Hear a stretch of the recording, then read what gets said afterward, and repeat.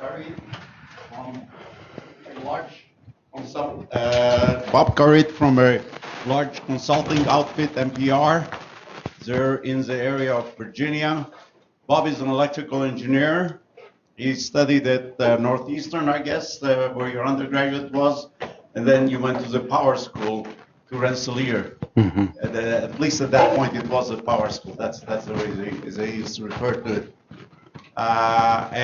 So he does real electric power engineering, and he's going to share some of his insights.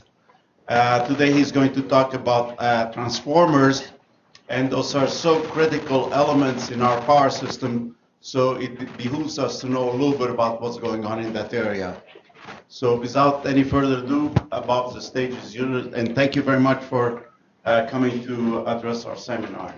Great. Thank you for having me. Good afternoon, everyone. I'm not here to talk about what MPR, my company, does. There's some information on the table here and a business card. We are recruiting, but I'm not here to talk to you about everything we do.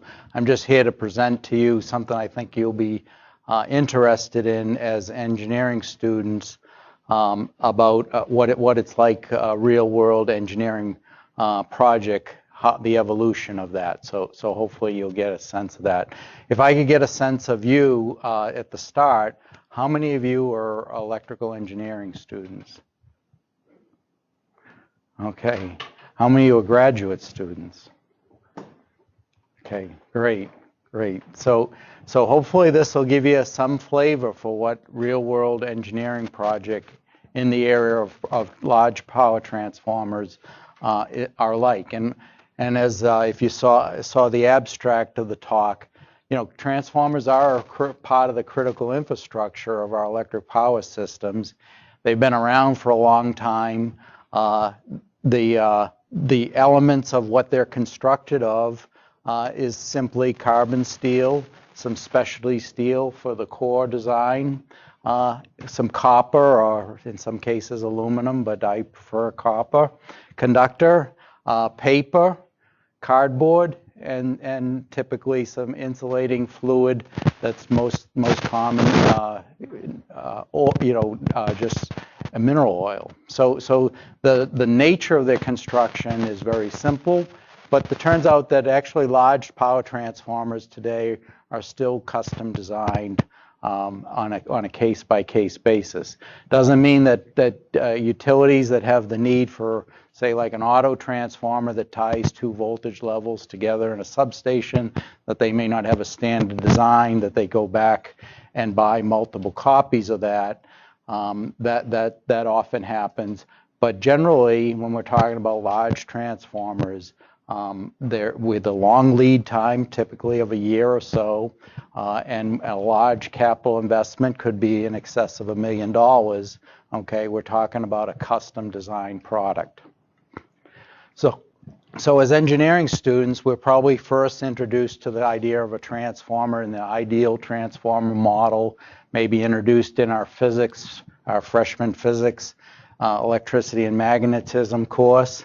Okay, so you can see the ideal transformer model up there.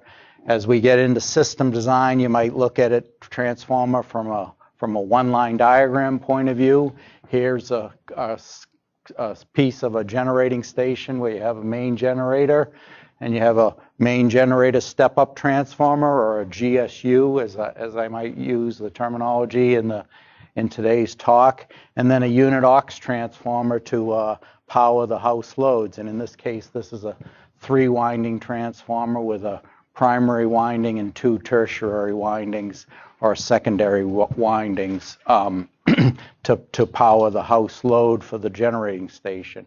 And the kind of information you can gather from this is sort of like the ratings of the equipment and the nature of the connection. So in this case, the unit aux transformer, we can see it's a delta Y winding, and that the winding is grounded on the Y side. And then as we get into more sophisticated power system analysis and we start getting into symmetrical components, you might think of things in terms of sequence components. In the physical world, we see something much different, okay? And this is what most power engineers, practicing power engineers, see when they see a transformer, okay? They see the outside of the transformer. In this case, we have a large generator step-up transformer, okay? Overhead, you can see the bus duct at this, I think, particular units at interconnects at 345 kV, feeding down to the high voltage bushings. And then behind, which you can't see as well, is this pipe is the isolated phase bus duct that's the main leads from the main generator. So the conductors are essentially bus bar contained in an enclosure, each phase contained in a separated enclosure. And then obviously you can see the cooling system for the transformer. That particular picture up there on your left, that's actually taken from a substation transformer for a large wind farm that we did the diagnosis of a failure of that transformer. So we're actually detanking the transformer core and coil assembly. So what's hoisted up on the crane is the core and coil assembly.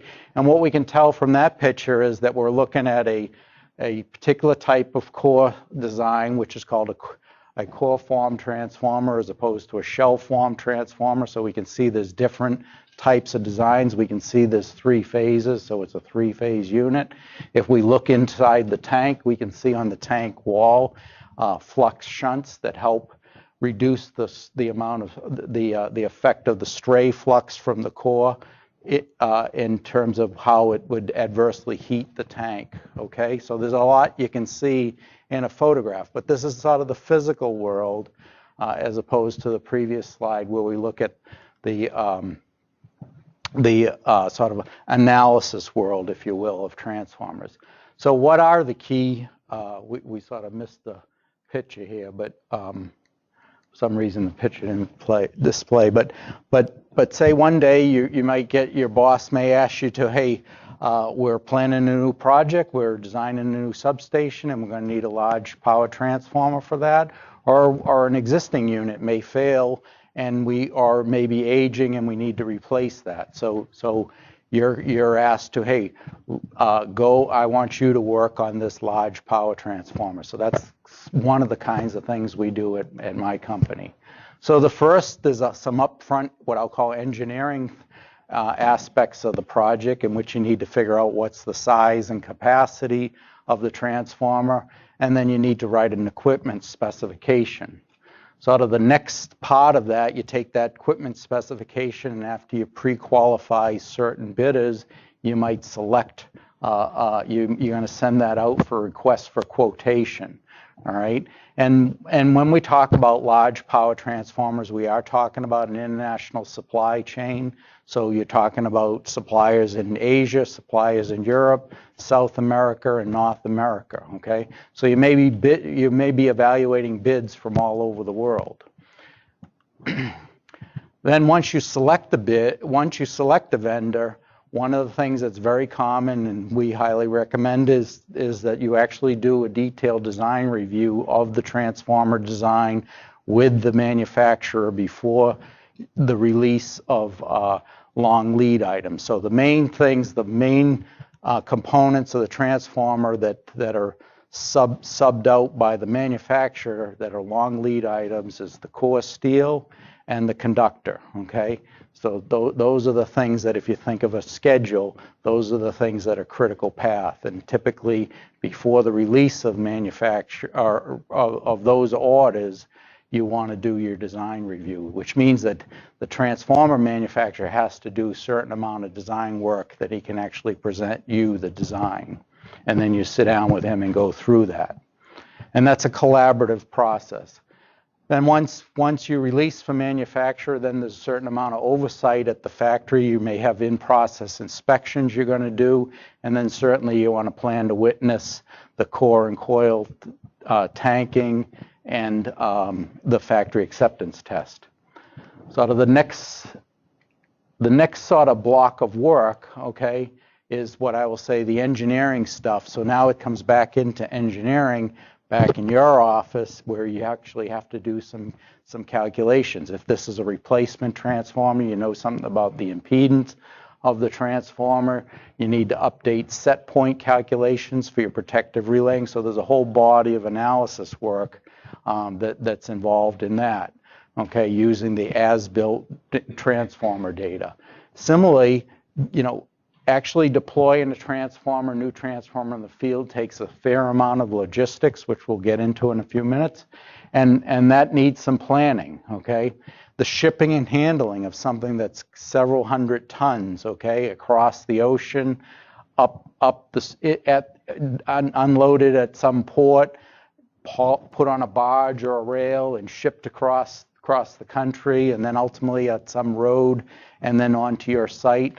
That involves a handling of a heavy load that needs a lot of logistics planning. You may have to actually have bridges inspected. You may actually have to have bridges upgraded or temporary provisions for carrying that load. So there's a lot of logistics work there. And then, are you guys involved as consultants in all of these aspects? yes, soup to nuts. We get involved. The picture that didn't come up was a failure where the transformer was on fire, which is probably the most interesting picture. But that's oftentimes the phone will ring and say, hey, we got a problem on our hands. Hey, how can we get this unit back in service, or how can we get a replacement? And we start at what is the right size of unit to replace this, or a new unit if it's a new build, and then following this all the way through.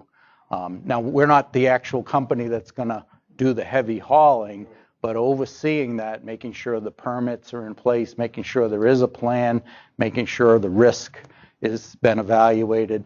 So all this leads to an upfront thing that you need to do, and that is for a project of this size, a large capital project like this, you need a project management and execution plan.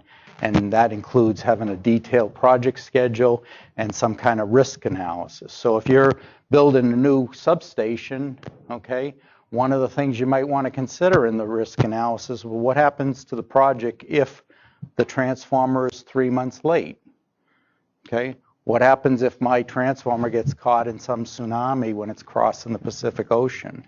Okay, and the ship has to get delayed and ends up, instead of coming into the Gulf of Houston, ends up in the port of Long Beach or something like that. And now I'm dealing with a transportation plan that's going across country as opposed up the Mississippi River or something like that. So dealing with risk, evaluating risk for these projects, because these can have large capital, these are large capital investments that are part of a bigger entity. And the consequences, the economic consequences of those are something that a company like us has to evaluate for our clients. Okay, so what are some elements that might go in a project management plan or execution plan? Well, what is the objective of it? The objective is to make sure you're managing the project, the entire project, all elements of it. So one is you got to understand all the elements that are going to take that project, make that project successful, and ultimately drive the project to success, defined by having the equipment arrive on schedule, having the project within budget, and having the equipment do what you actually want it to do, okay?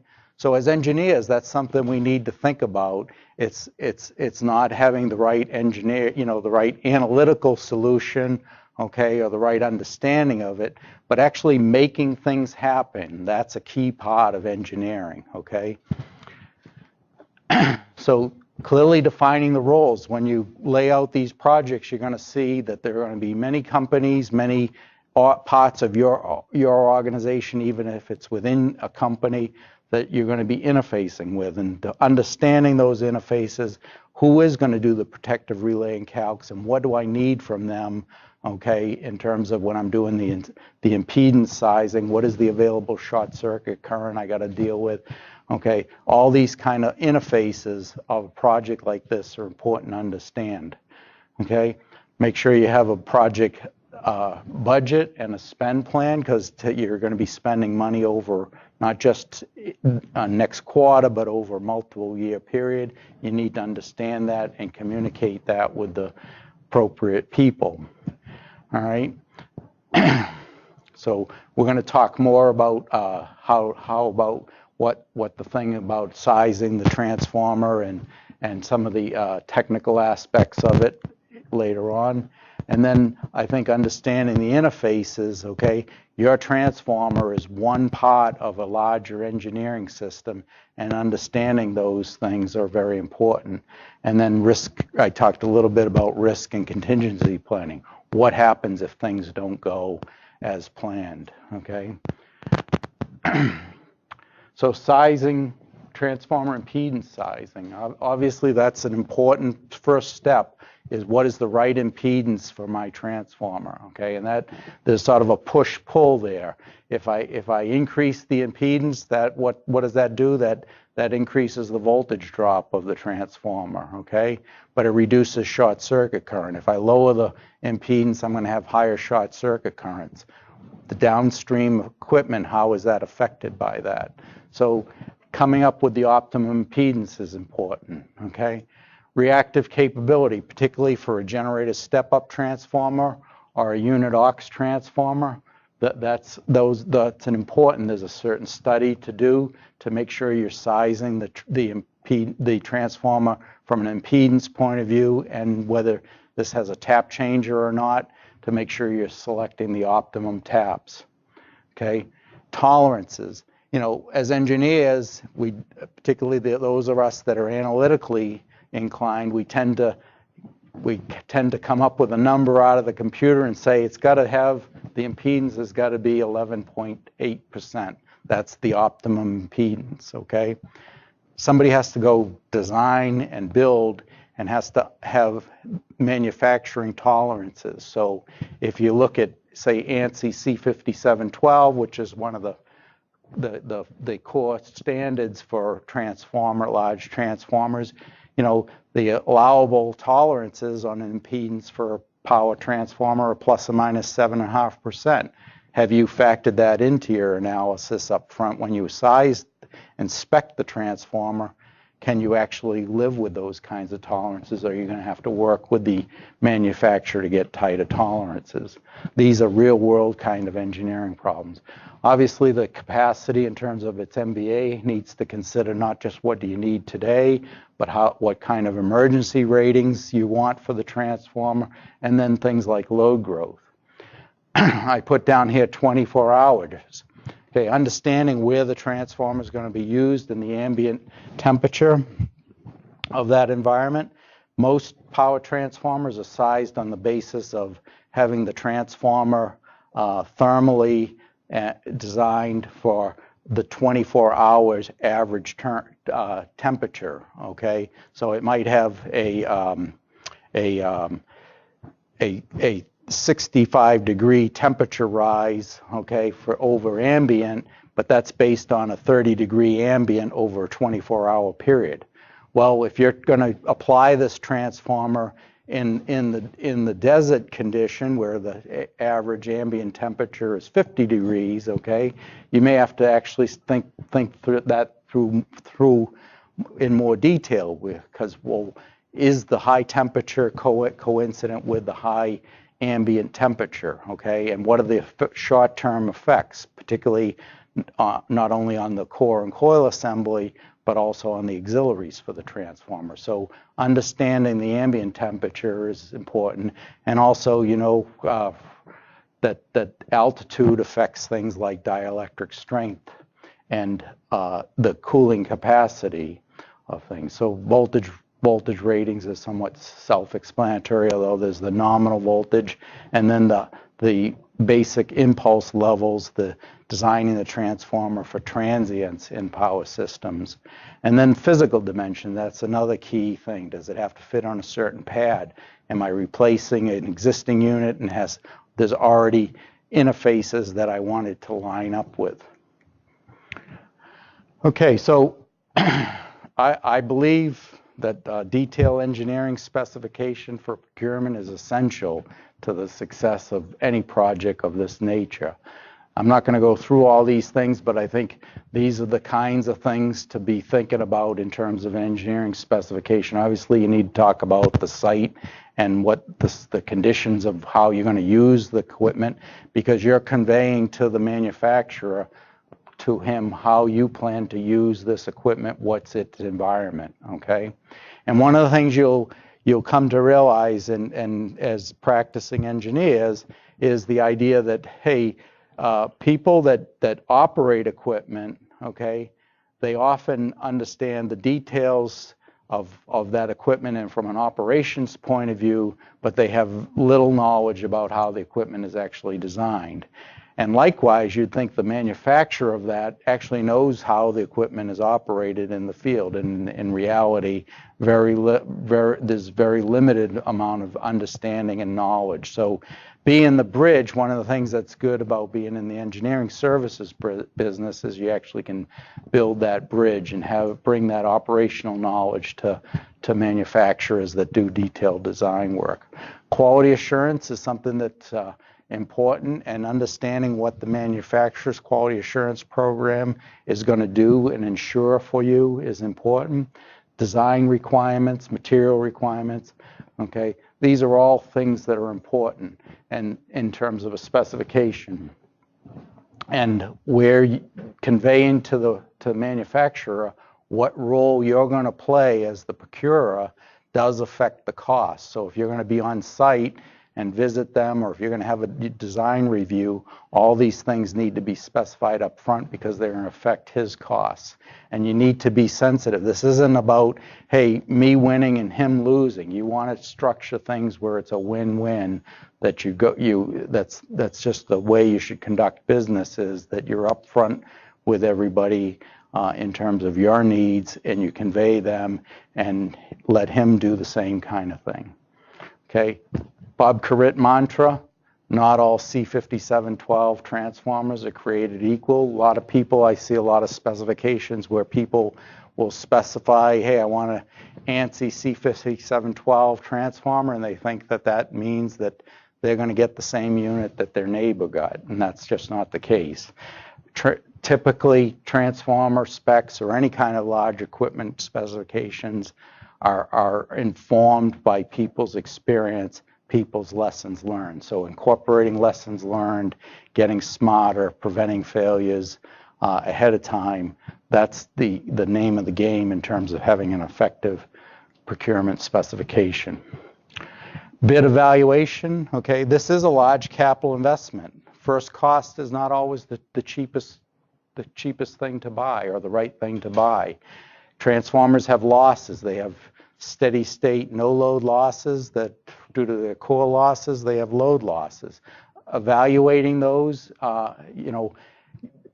putting that information in the spec, how you're going to evaluate those losses. What is the value of those losses to you in terms of dollars per kilowatt of loss, okay? You need to put that, you need to think that through in the beginning. You need to convey that to the manufacturer, because one guy may give you a quote for, say, $1 million, okay, and his losses may be such. Another guy may give you a million one, okay, but his losses are going to be much lower. He's going to put more copper and more steel in his transformer, okay, and it's going to cost you more money.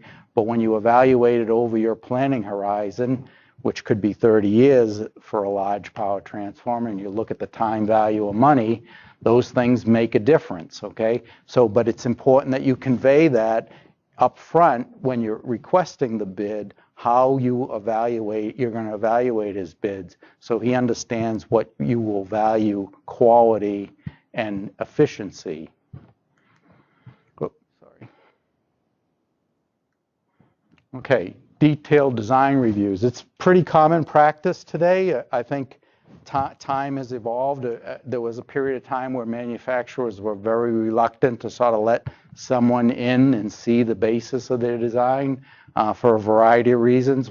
One, obviously, being competitive edge. They didn't want things they do. A lot of this is still state of the art, is based on engineering skill of the craft, not necessarily some difference in technique per se. So letting people under the tent to see that was somewhat, there was some certain amount of pushback. Other reasons is, hey, if you start questioning my design, I might have to spend more money to make it better, kind of thing. Transformer manufacturers, the best transformer manufacturers today, welcome design reviews openly because they realize it ends up at a better product and with fewer costs of them in terms of failures in the field and issues coming up along the procurement, the design and build stage. So I highly recommend that. Okay, a couple of photographs to show you what these are. Core form transformers. They start with core steel. Okay, most manufacturers will buy their steel from certain specialty manufacturers. They may or may not cut it on site. Okay, and build up a lamination. This is the core structure for a three-legged core form transformer, and then in a core form transformer, the coils. We make the core legs, and then we put the coils over those legs, so the coils surround the core. In a shell form, which is a different kind of construction, the coils are made, and then the shell is built around, the core is built around the transformer, and there's around the transformer coils. There's different advantages of that, of each of the designs.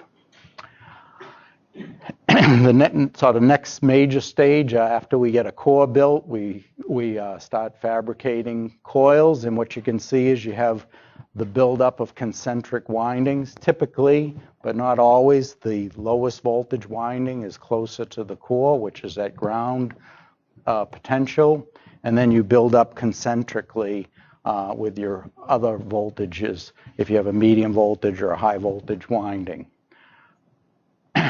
We have U.S. manufacturers to do this. You talked about getting it off the boat and so forth. Yes, so there are a number of for what we'll call manufacturers talk in terms of small, medium, and large power transformers. In the language I'm using, medium power transformers is the same as what I'm saying, large power transformers. But there's many transformer manufacturers in the United States that make sort of medium. There's a few large, like Waukesha. There's been, in the last few years, Mitsubishi down in Memphis made a major capital investment to bring back shell form transformers. These are very large, 1,000 megawatt kind of units, GSU type units down in Memphis. It was a greenfield site, so it was a pretty big investment on their part. They built there's facilities because it's on the river. There's rail facilities. There's barge facilities that they put, and that shop is actually producing units now. And if you think about it, who's going to be the first customer that's going to place $1 million order for a specialty design? So it's a major investment for a company to decide to build a transformer manufacturer. But manufacturing capability is coming back to the United States, mainly because the markets here and the shipping costs are lower. Okay, but you do have to have, like, the people that wind these are truly craftsmen. So to train a workforce to do it, it's not something that's automated. These windings are all manufactured by hand. They're taped. The paper tape that's put on the conductor that's machine automated, but the actual fabrication of windings, okay, those are done by hand on mandrels.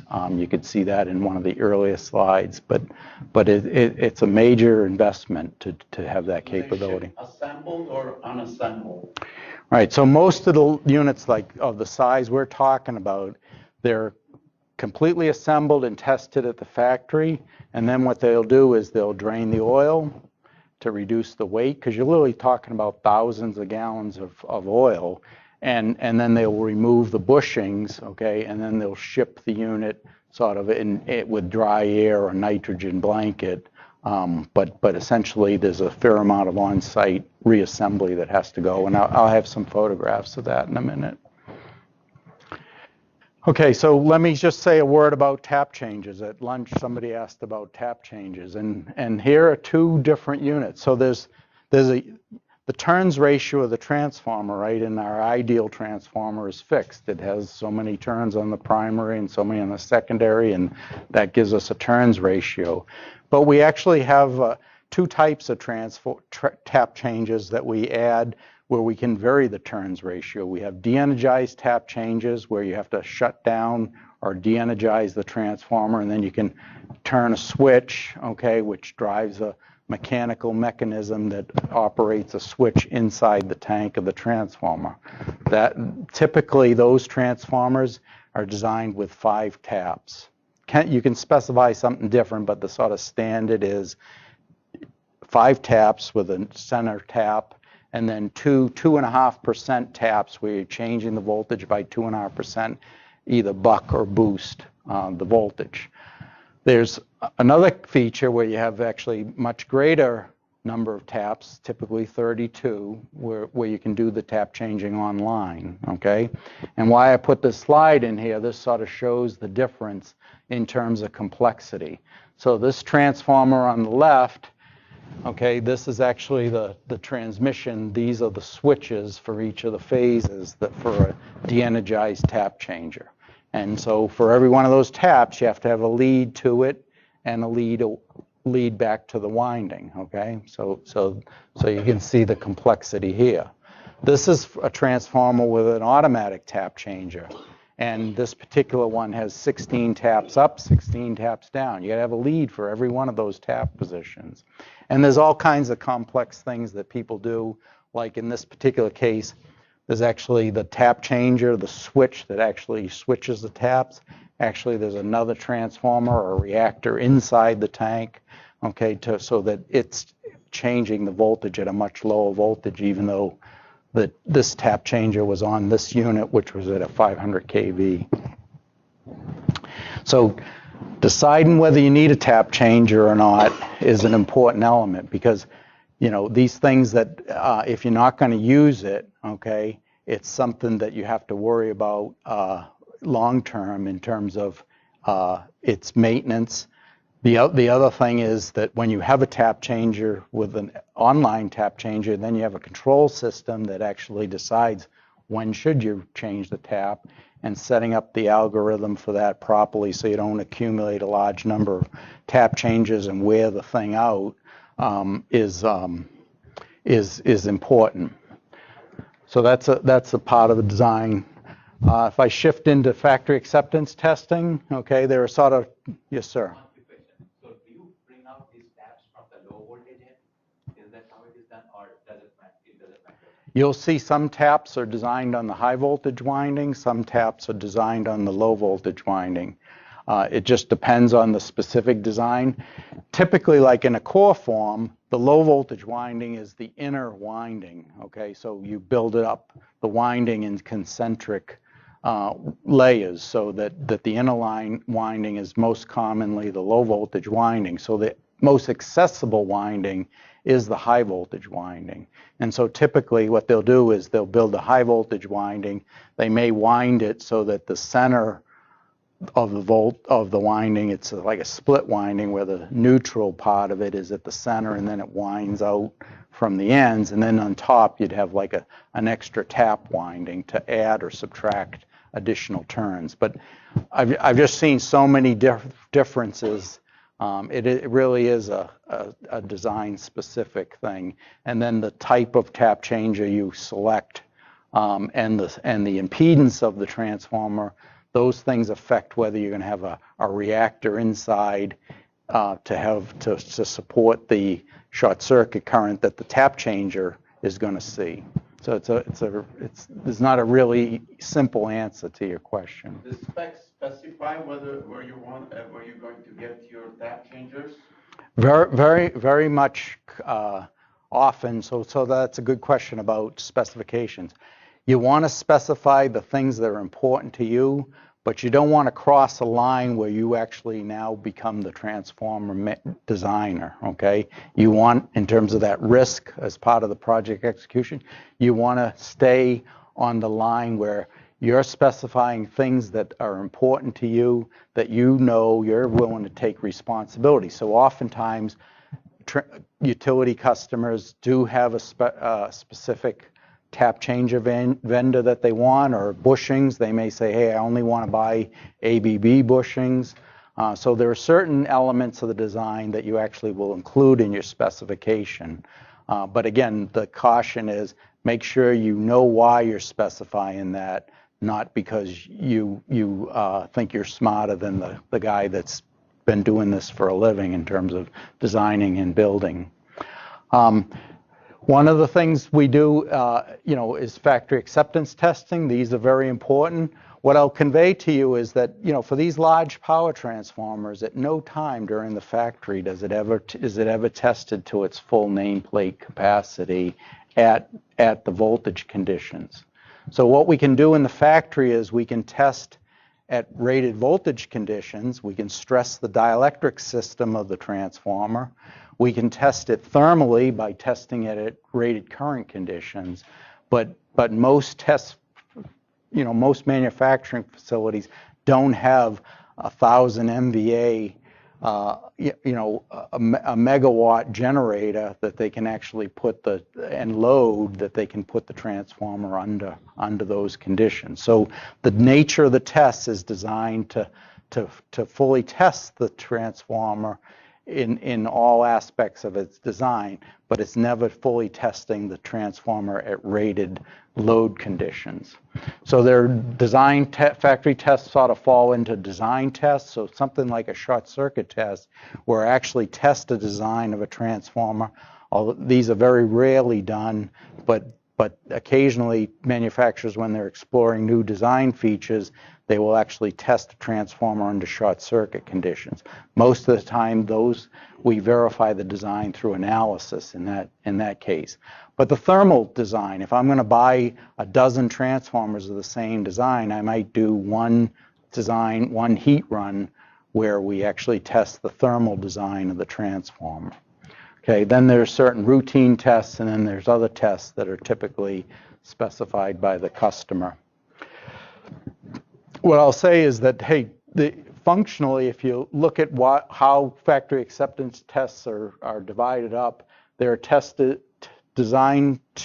certain tests are designed to test whether the transformer was fabricated as designed. There are certain performance guarantees. So remember I talked about the bid evaluation, where I said, hey, I told the guy what a kilowatt of losses was valued to me, and he put more copper or steel into the design, had a lower loss or higher efficiency transformer, okay? Well, if I'm going to give him that credit in the evaluation stage, I'm going to make that part of the procurement, the PO, okay, to make that a performance guarantee. And now I'm going to ask him to verify that he met his performance guarantee by testing the losses of the transformer, okay? And then there are other tests that test the insulation quality and dielectric integrity of the transformer, okay? So I won't run through this, but there are a whole host of industry standards that help you with this process or can educate you. The C57 series of standards at IEEE is a good one to look at for power transformers. There's tests that, the factory acceptance tests usually start with measuring the resistance of the winding, okay? Very simple tests, low voltage, low energy kinds of tests to make sure the transformer is built as designed. We do measure the impedance because we typically have a guarantee around impedance. It's a big problem if we miss that design mark, because after the machine's built, there's not a lot that can be done, okay? Things like zero sequence impedance are good things to measure because they come into your short circuit analysis and protective relay settings. So you got to think about, what is the information I need? Heat run tests or temperature rise tests, they test the thermal design of the transformer. That's when typically the way that's done is they will short the secondary or low voltage side of the transformer, okay? And then they will energize the primary side at a voltage less than nominal, and they'll raise the voltage up till they get a rated current on the secondary. So now the transformer I'm showing, it can carry the rated current, okay, but not at rated voltage kind of thing. So this is what I'm saying is about factory acceptance tests, about compromises. And then we'll sit there for typically 24 hours. A big unit may take as much as a day to reach a thermal equilibrium, and then we'll actually measure the winding resistance, and that can tell us what the temperature, the hot spot temperature of the winding is. Okay, so, you know, in terms of test facilities, you're talking about a major capital investment. So that's another reason why if a manufacturer is going to say, hey, I'm going to build a new factory, typically the most expensive part of the factory is the test lab. And typically most factories, what determines the throughput of the factory, meaning how many units can they build in a year, is how many units can they test in the facility, because it's the bottleneck of the whole factory complex goes through the test lab. And most facilities, I've been to, you know, large facilities all over the world, most of them have 1 or 2 test labs. If they have 3, that's an exceptional high volume manufacturer. Dielectric tests, so in terms of dielectric testing, if I have a transformer that's rated at 500 kV, that's the nominal voltage of the transformer. Yes, sir. Oh, I'm sorry. So which one of the tests is the bottleneck? So which is the hardest, like, or what are the 2 hardest ones to do to make it either capital investment expensive or time investment expensive? Right. So the two tests that typically you spend the most time on is if you are going to do a heat run, it's just because it takes time and it costs them money. They're putting a lot of energy. They're putting rated current into this. Okay. They're writing checks to the local utility. So that's one. The other is the dielectric testing. So the dielectric testing, the sort of standard tests we do are what's called lightning impulse tests, which is where we actually test the thing at its BIL rating. So if we have, say, a 500 kV transformer, we're going to put a pulse of energy into it with a 1.2 microsecond rise time to, say, 1,000,000 volts or more. And then it's going to have a curtail off very rapidly. It's going to be like at 50% of its peak value in 50 microseconds or something like that. So that's what those waveforms are about. Okay, and those tests also, to perform those tests in terms of capital investment for the lab itself, those are the largest, most costly equipment. Did that answer your question? Okay, so I'll just highlight a couple. Oil is very important, so we always want to, the oil, so paper, ironically, when you get dry paper, okay, it's a tremendous dielectric, okay, and oil, insulating oil, high quality mineral oil is also a good dielectric. When you put the two together, okay, you end up with a really strong dielectric system, okay, but they hinge on the quality and purity of the oil, okay, so we pay a lot of attention, we're obsessive about the oil, its physical properties, okay, its dielectric properties, okay, so those are all things that are important. Frequency response testing, so this is looking at dielectric testing, okay, and typically we think of a transformer, okay, most commonly in terms of delta and Y connections, where we have a winding that's you know, a single parameter, okay, it has a single impedance.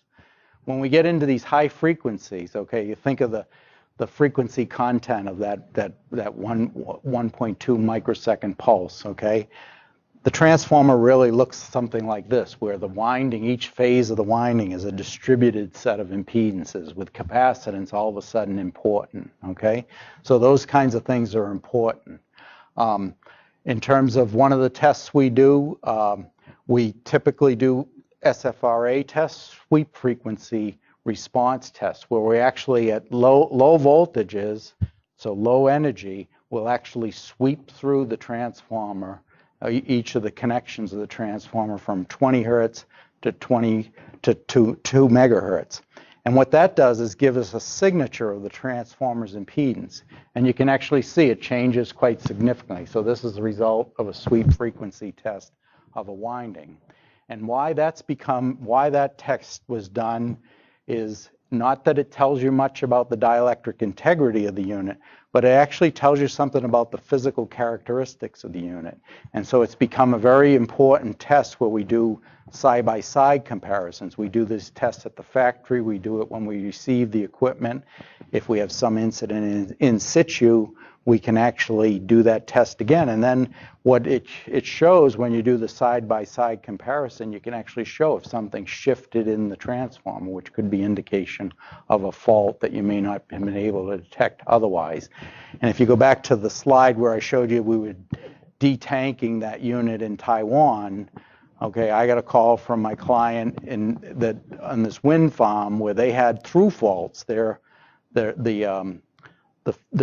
pad mount transformers on the collector circuits with the transformer, they were in problem and they had a number of failures. And every time one of them failed, it was like a fault through this substation transformer. Well, at one point they tripped the main transformer, okay, and when they did the sweep frequency analysis, they couldn't find anything wrong with the transformer or all the standard tests we do in the field, but they did see something that looked funny in the SFRA test, and so that's when I started getting involved. And then ultimately we shipped that unit back, and we found a small fault to ground on the tertiary winding from the tertiary winding to the core. But we went through all the factory tests until the very end did we actually find a test failure that drove us to opening up that unit and detanking it. So there's these various different diagnostics. We are talking about shipping and handling a big unit, okay? And so that may mean transocean shipping, okay, if we bought it in Europe or Asia. And then ultimately when it arrives here in the States, we're talking about either barge or rail shipment. There's special, the railroad has special cars to ship them. There's this kind of car where they call this a low boy. You can see it has very low clearances. There's also, for some large loads, what's called a schnabel car, where they actually use the thing that they're shipping, in this case a transformer. They'll have two rail cars, and then they put the transformer between them, okay, that actually becomes part. So they have the trucks on either end, okay, and then what makes the car is actually the thing you're shipping, okay? So all kinds of interesting stuff go on. The site, there's a lot of things to consider about the site. For a large unit, you're gonna be receiving like perhaps 2-3 large tractor trailer trucks full of oil. Okay, there are environmental hazards, there are fire hazards to consider on a temporary basis that the site is not normally used to handling, but need to be considered. We've had this unit shipped, so when we at the factory, we put this unit, we did vapor phase processing to get the water content of the paper insulation to as low as possible, about 2% or 0.2% of volume, so which is extremely dry. And then we've had to open up the transformer periodically to disassemble it and then reassemble it on site.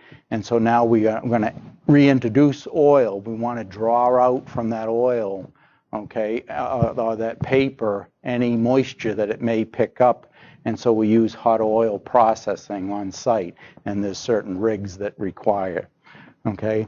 You know, what we often don't think about is things like, hey, if this is going to be in a generating station or a substation near a facility, We're going to have a deluge system, so we got piping to deal with. We have certain tests that are driven by the National Fire Protection Code, and then ultimately we get to energization, and then we get a monitor on load, which typically entails taking samples of and doing dissolved gas analysis on the oil.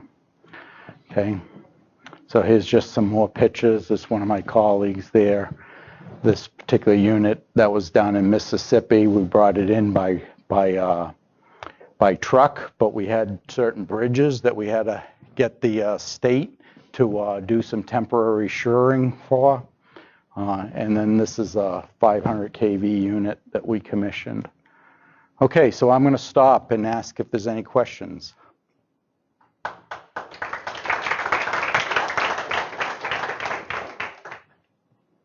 Yes, sir. Thank you for a very nice presentation. From your experience or maybe intuition, what is the weight breakdown for the different components, from structure to the core weight and the winding weight, maybe without the oil or with the oil, or what goes to thermal management? Can you kind of give a rough estimate of how that weight breaks down? Right. So you actually, if I had a couple of reference books in hand, I could actually tell you that. But you can figure that out. Like oil, right, is pretty heavy because it's going to weigh a certain number of pounds per gallon, and we're talking about thousands of gallons. So that's one of the heaviest components. The paper insulation is de minimis. Okay, by the time we take the water out of it, it's really de minimis. So the core steel is the second most heaviest thing. Okay, so those are the two heaviest things.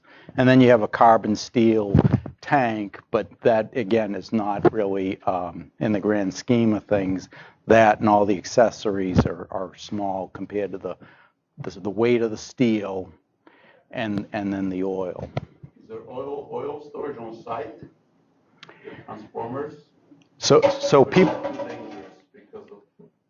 Right. So people don't.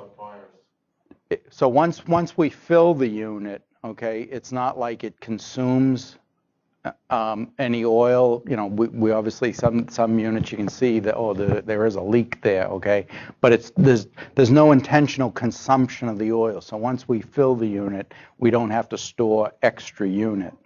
There are differences in the thermal design that have to be considered. So there's like transformers with what we call conservator tanks. So think about oil and if you look in the textbook, you can see its coefficient of thermal expansion is significant. Okay, so the volume of oil when the unit's at rated load is going to expand. Okay, where's that expansion going to go? Well, we could do one of two things. We could have a closed system where the pressure inside the tank goes up. Okay, those are called closed systems, and typically they have a nitrogen blanket over, and then we got to have nitrogen bottles, and typically people don't like that because they got to have extra nitrogen on site, and their regulators leak, and there's maintenance issues there. There's another design where we actually have what's called a conservator tank, where we put a tank on top of the unit. Okay, and that's what this big tank up here is. And that's like a sort of bladder. There's a bladder in there that prevents the outside air communicating with the inside oil. So there's a bladder inside, but we allow the transformer oil to expand inside that tank, and then when it cools down, it sucks air in on top of that bladder, but the two never meet.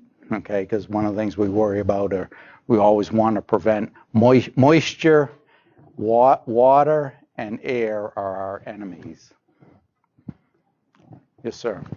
Another question. So, from your years of experience in the field, what would you think to be the aspect of transformer we need to make improvement on?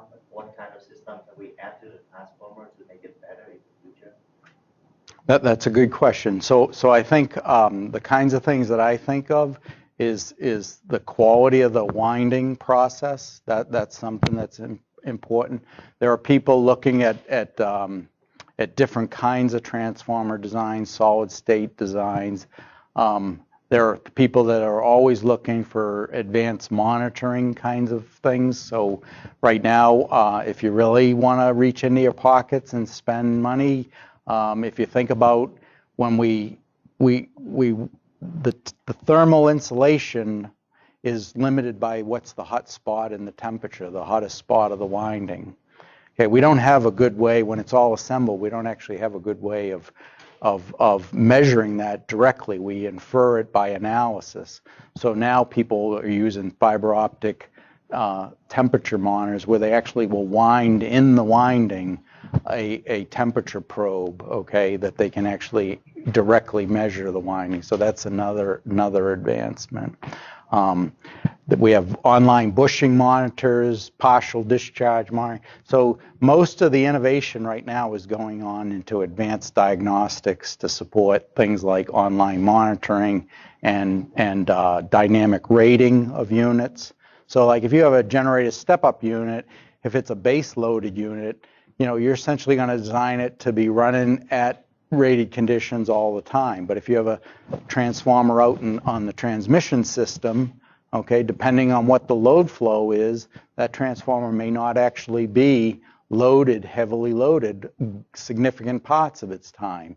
And so are you willing to step into its design life, shorten its design life to allow it to carry additional load, okay? So the idea of dynamic rating is important, and the information to do that is important. Yes, sir. One quick question. So I think this is almost related. First of all, thank you for the presentation. And you reminded me of my transformer design class 15 years ago. Mm-hmm. So a lot of things I can recollect back. In terms of failure modes, because there are a lot of failure modes analysis you guys are doing, what's the biggest failure mode you see in transformers at this point? What's the common cause of failure? So if we have to put a diagnostic system, what's that one thing we can detect that will really save a lot of transformers from catastrophic failure? Right. So of the failure data, industry failure data, I look at if you take out end of life failures, okay, if you just middle of life, you're in the bottom of the bathtub curve, and those are where you don't want failures, right? Bushing failures tend to be high on that list. And there's sort of generally two classes of bushings. There's what they call bulk bushings, which is a solid dielectric. So you have a conductor through a solid dielectric. Those bushings don't fail as often as the other kind of bushing, which is called a capacitor bushing, where you actually build up the dielectric of the bushing through layers of insulation and conductor in a capacitive basis. So you have these capacitive windings. Those bushings tend to fail, and so one of the solutions have been is, well, gee, hey, and they also have a test tap, okay, where people can go up and test them periodically, and one of the advanced diagnostic things that people are deploying today are what they call online bushing monitors, where you actually plug into that test tap and then you watch for partial discharges as a precursor to a failure. And what I was just at the Power Engineering Society meeting. I was talking to a guy I know from ABB who spent his life down in Alamo, Tennessee, working on bushing design. And this is a new technology, and we're actually having some failures. There's two problems we're having. One, we're having failures because people don't put the bushing, put the connection to the tap correctly, and so that's a vulnerable part where you're actually putting a dielectric through the insulating portion to a certain layer in the capacitive winding. So that's one source of failure. And then the other is the false positives. What happens when the thing goes off and I got my, it's summer loading conditions, and operations is saying, hey, don't touch anything. And you say, well, the bushing monitor just went off, and we think we may have a problem with a bushing. So, but bushings is, I think, the answer. It's transformative failure. Uh-oh. So I think Anyway, thank they're you going to very throw much. us out. We have to get out of here. Okay. Another class coming, but